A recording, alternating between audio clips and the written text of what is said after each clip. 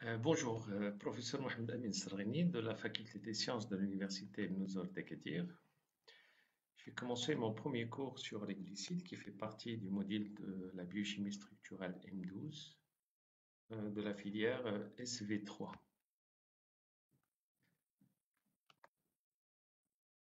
Alors mon cours va porter sur donc les glucides. Les glucides, ce sont des substances qui sont très importantes dans notre vie, que ça soit sous forme d'un sucre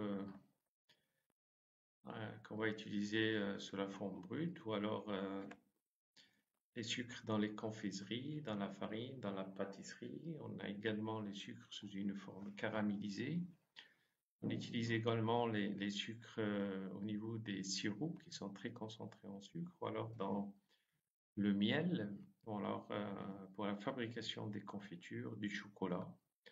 On a également beaucoup de sucre dans des fruits secs tels que les raisins secs ou alors les dattes. Mais on trouve également ces sucres dans la paille, hein, qui est une production végétale. Les tiges des végétaux contiennent énormément de cellulose, qui est un sucre. Et c'est la matière organique la plus présente sur Terre. Et nous avons également la betterave et la canne à sucre, qui sont à l'origine d'unités industrielles pour la fabrication du sucre alimentaire.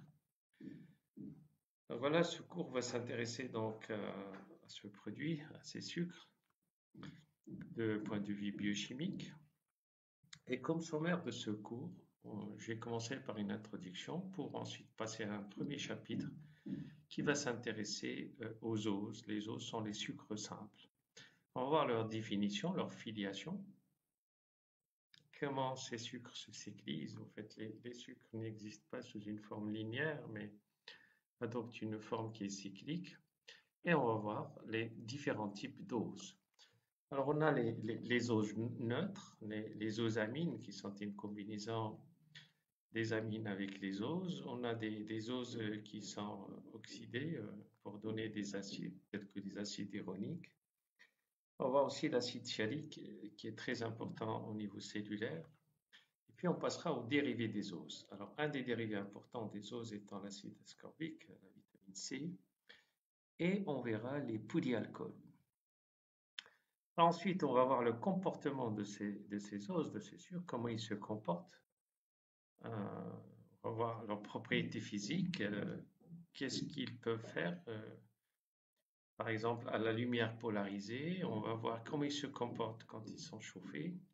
On va voir la stabilité chimique de ces oses. D'abord, leur comportement vis-à-vis de l'oxydation par l'action d'un oxydant doux tel que l'iode ou du chrome, ou alors d'oxydants un peu plus forts, tels que l'acide nitrique ou l'acide périodique. On va voir un réactif qu'on utilise beaucoup pour le sucre, qui est la liqueur de féline. On va également voir comment on peut synthétiser, ajouter des carbones à un sucre via la synthèse de Kiliani-Fischer. Comment peut-on avoir des condensations, notamment en présence de la phénylhydrazine et la formation de cristaux d'ose. Et on va voir le sans souci contraire, comment on peut dégrader un sucre. Et on finira par l'action sur les alcools. Alors, dans le deuxième chapitre, on passera à des oses qui sont composées, c'est ce qu'on appelle des osides, leur définition, nomenclature et exemple d'holosides. Les oses qui sont formées de deux sucres simples tels que le maltose, le lactose ou encore le saccharose, le sucre de table.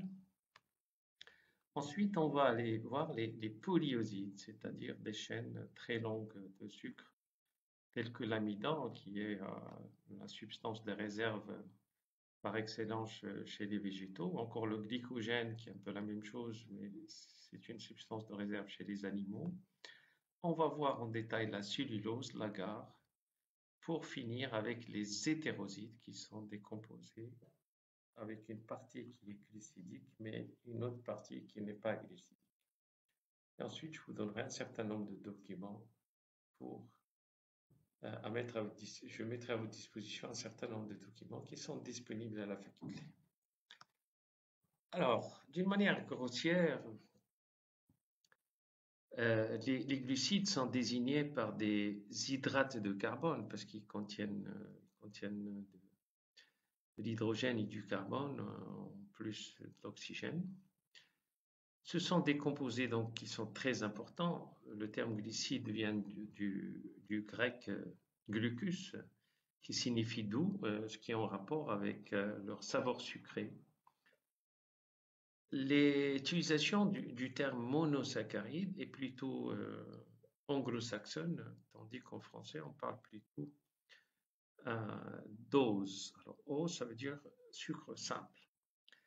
Alors, comme ça, si je m'interroge sur l'importance des glucides, c'est d'abord un élément de structure. Hein, la cellulose, qui forme les tiges des végétaux, est un sucre.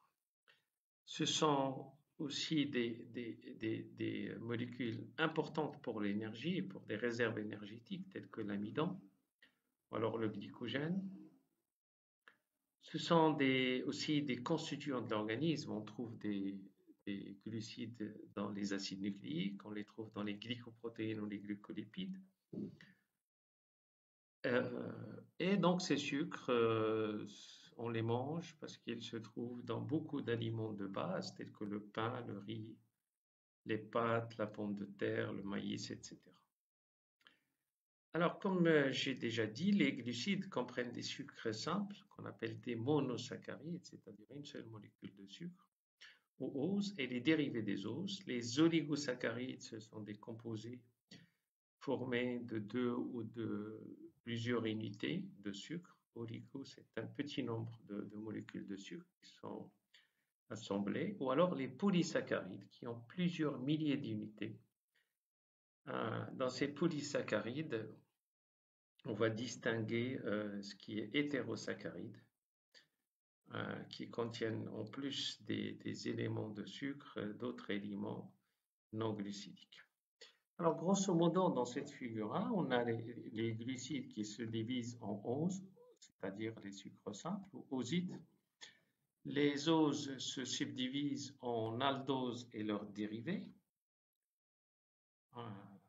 Ce sont donc des sucres avec une fonction réductrice qui est un aldéhyde, ou alors des cétoses. Ce sont des sucres, mais dont la fonction réductrice n'est pas un aldéhyde, mais une cétone. Donc c'est pour ça qu'on parle de cétose. Cétose, ça vient de cétone, et ose, c'est sucre, et leurs dérivés. Alors maintenant, la classe des osides, elle se divise en deux sous-classes. Les holosides, qui sont peuvent être des oligosides, c'est-à-dire un petit nombre de sucres qui sont assemblés, ou alors les polyosides, qui sont toujours des molécules constituées que de sucre, des chaînes très très grandes de sucre. Par contre, ces osides peuvent donner des hétérosides, c'est-à-dire des sucres qui sont composés d'une partie qui est glucidique, mais d'une autre partie qui n'est pas glucidique. Ça peut être des protéines ou des lipides, etc. Alors, pour commencer donc l'étude de ces sucres, on va commencer par les oses, c'est-à-dire les sucres qui ne sont pas hydrolysables et qui sont très simples. Alors, la structure des oses, qui sont les sucres simples, est une structure de type CN fois H2O N fois. C'est donc des hydrates de carbone, donc c'est de l'eau et des carbones. Elle porte une fonction carbonyle, c'est-à-dire C double O, à caractère réducteur avec N-1 fonction alcool à caractère hydrophile. Alors, je m'explique. Un sucre, c'est donc une chaîne carbonée. Je prends ici le sucralose le plus simple.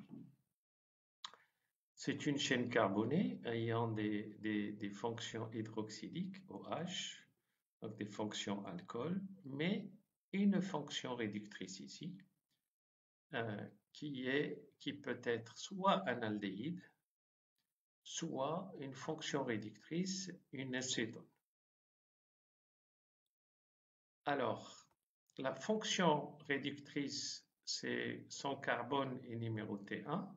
C'est avec ce carbone-là qu'on commence la numérotation. Et on va progressivement dans la numérotation en se dirigeant vers les carbones du bas. Alors, cette molécule-là, c'est une molécule d'annose à 3 carbones. C'est ce qu'on appelle la déglycéraldéhyde. Alors, glycéraldéhyde, c'est cette molécule-là, caractérisée par la fonction réductrice ici, qui est une aldéhyde.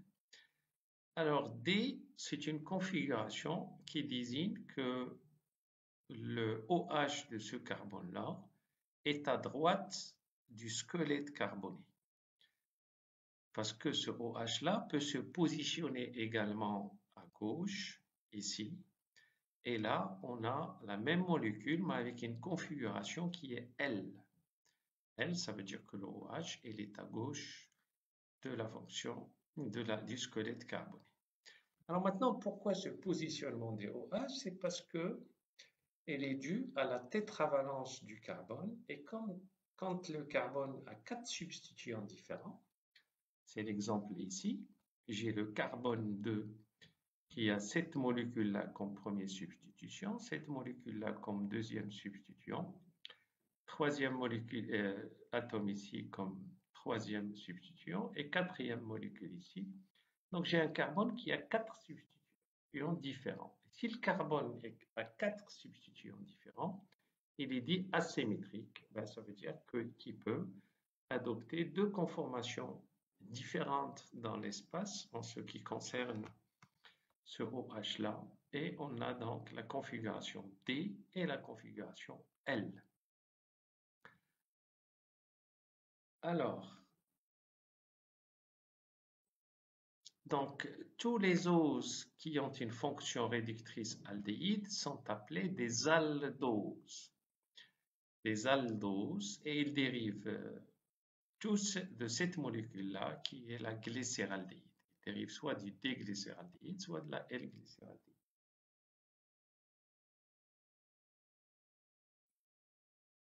Alors, la présence donc de ce carbone asymétrique va donner des configurations différentes. On a exactement la même molécule, sauf que le positionnement de ces atomes est différent dans l'espace. C'est ce qu'on appelle des stéréoisomères. Iso, c'est la même chose.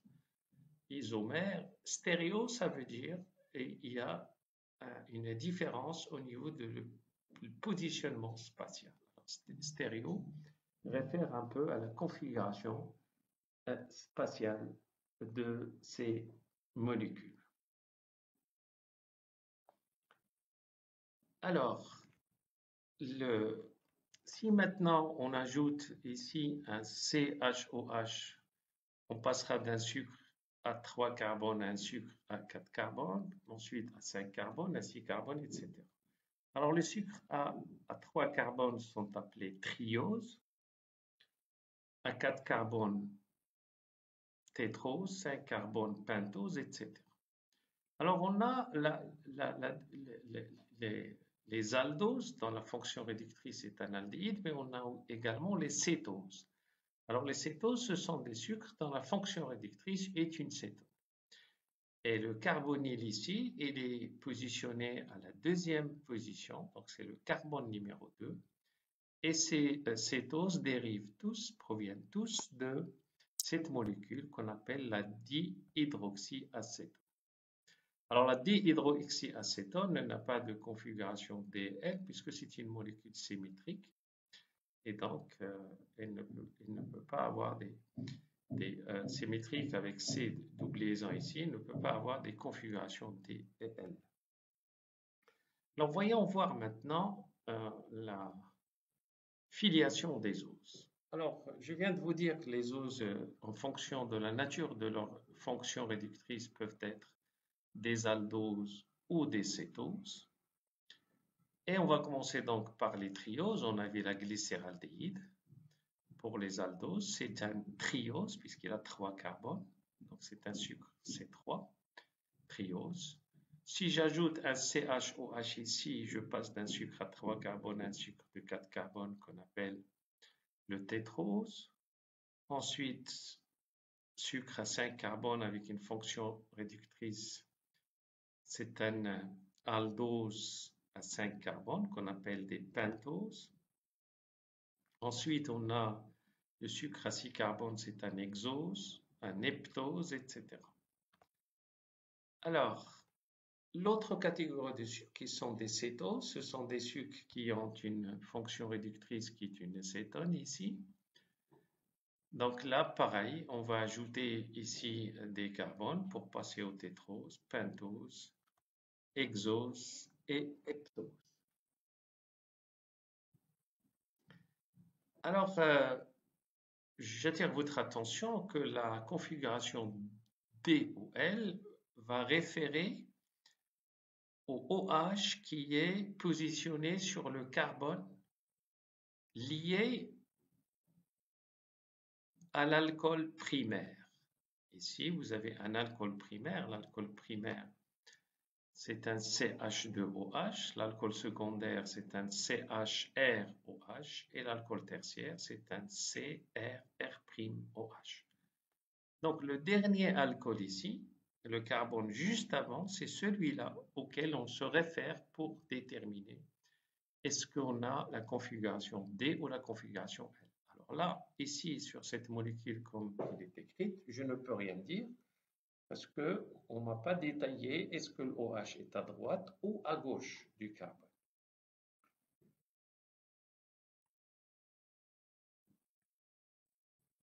Donc, en fonction de nombre de carbones asymétriques,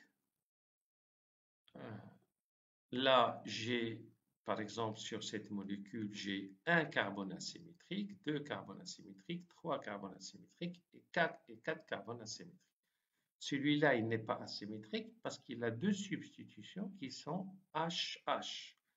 Donc, 2 substitutions qui ne sont pas différentes. Hein, les 2 H ici, ce sont 2 substitutions.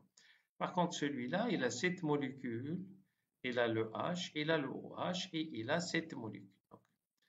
Alors maintenant, chacun des OH peut être soit à droite, soit à gauche, ce qui me donne 2 à la puissance n configurations quand j'ai n carbones asymétriques.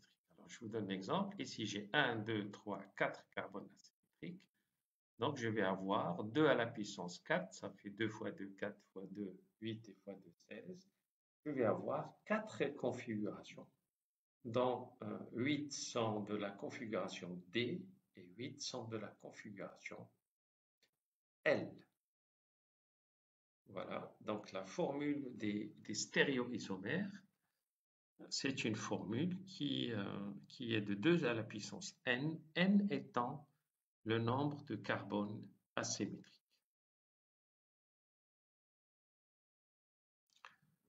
Donc, si je reviens à un deuxième exemple ici, j'ai par exemple ici un tétrose ici, un sucre à 4 carbones.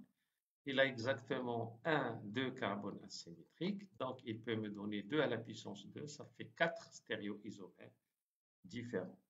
2 de la série B et 2 de la série L.